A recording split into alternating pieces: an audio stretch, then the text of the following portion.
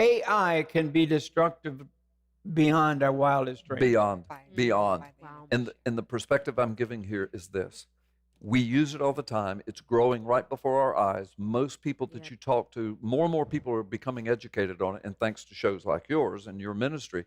But we use it all the time. It's weak AI is all the things we're talking about. We just use it all the time. There's not some person sitting at a desk answering the Google questions for us. This is being done by what's been coded, and it is called artificial intelligence because it's not a human brain, but yet we're mimicking that with the technology we have. Now, I've talked about on this show before the advent of quantum computing. That is here. It's already been here. We have now learned through the whole mapping of the DNA genome and the storage of information that could be done in those tiny cells.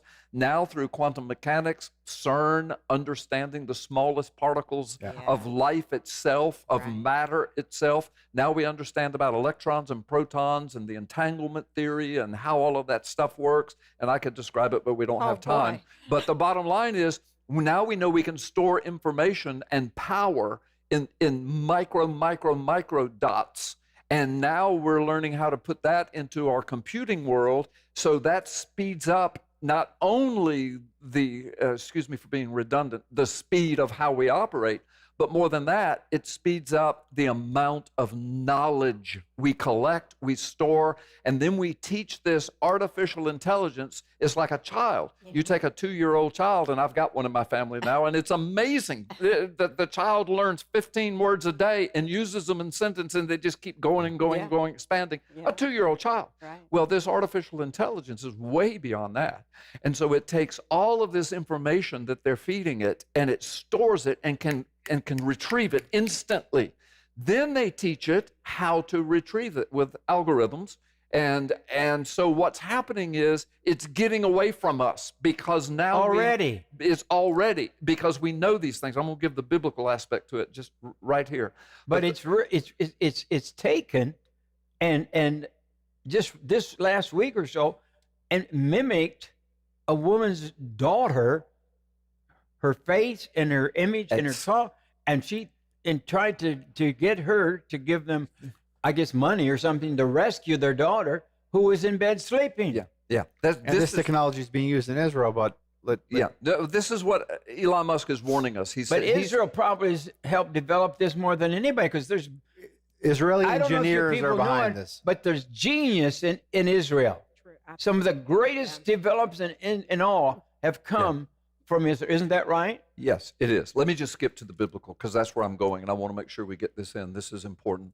So, but I just wanted to give a little primer of what it's all about and where it's going and why it's going so rapidly and why the people that are developing it are so terrified of it now, which scares me that they're afraid.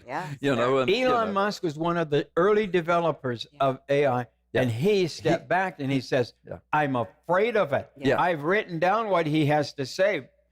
Potential to destroy civilization and could alter life as we know it. And he goes on and on and on and on. And he says it's just something that is so dangerous that he said we ought to stop producing on AI for a while and analyze it and figure out what's going wrong. He's calling for a pause on it. Right. So so man, and I didn't mean to get on this, but you brought this subject up, and it's on my heart. I believe these are things of the last days. You mentioned knowledge being increased. This is part of the knowledge being increased. We're living in a day, Mom and Dad and Grandma and Grandpa, that we never thought of when I was a kid. It's leading up to the corruption of human beings. That's what it's leading up to, which will eventually lead up to the judgment of God. And that's where it's going. And let me remind everybody, this goes all the way back to the Garden of Eden. What was the temptation? You want to be like smart.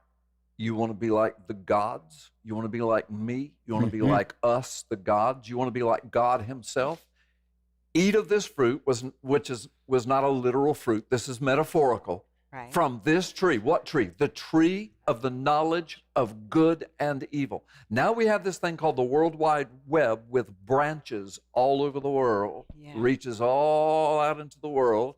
And metaphorically, we call it the World Wide Web, like a spider web that you get caught in, branches. And what is it? It is a mechanism, a machine, artificial intelligence of good and evil. I love technology, but I see the abject evil that's now pouring upon us. It connects all the way back to the Garden of Eden. You come up into Daniel's day, and we've talked about this here before, where Daniel, 2,600 years ago is shown our days. And then he's finally told, after he basically faints and dies 2 or 3 times, and the angel has to revive him because he's been taken into our day and he can't understand it. It blows him away. It's like science fiction to him. But yet we're living in it. Most of us don't even, we just take for granted. Hey, Google, do this. Hey, Siri, do this. Daniel saw that. And so did John in Revelation. And they freaked out. And so Daniel writes, and he's told, but look, you seal this up in the scroll because in the end time it'll be revealed. He said, until the time of the end. But what does he say about it? He says, knowledge will increase exponentially in those days. Now, you don't find those English words in Daniel chapter 12, verse 4, but the Hebrew words mean that. It says, where knowledge will increase, that word for increase is Rabbi. That's the same word used when God says to the fish of the sea, now multiply, Rabba, and fill the earth. The birds, Rabba, and fill the earth. To Adam and Eve, Rabba, multiply, and fill the earth. That's an exponential growth. And Daniel's told, because in those days, uncountable multitudes, that's Rab in Hebrew, will go to and fro over the face of the earth. That's shuat in Hebrew, which is what the eyes of God go shuat over the face of the earth. Satan said, I've been shuat over the face of the earth. I've been going to and fro. That means the whole globe. He says, uncountable multitudes will go over the whole earth, and knowledge, which is our word for technology, will explode exponentially, and then you're in the last days. Wow. And here we are, and AI is the living proof of it. And that's the counterfeit, because Jesus said, go and preach the gospel to all the world. Satan uses that technology to get the counterfeit message out. So we can see the contracts here. But also here in Israel, we have the AI being used at a way, I don't know if it's used like that in America, but if you want to get an ID card in Israel, and you have to have an ID card in Israel because it's basically like a social security card in America, you have to have it digital right now.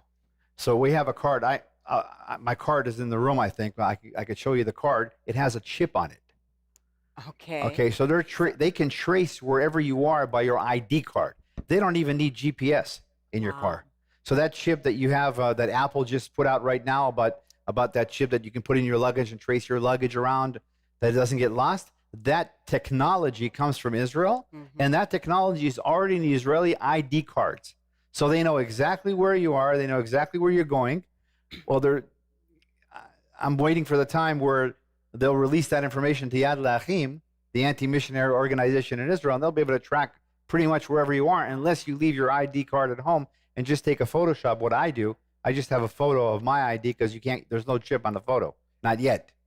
Wow. And think how many times, I'm sorry. And so that's what's happening in Israel right now. So you hear the AI is used at a different advanced level because Israeli engineers are behind it.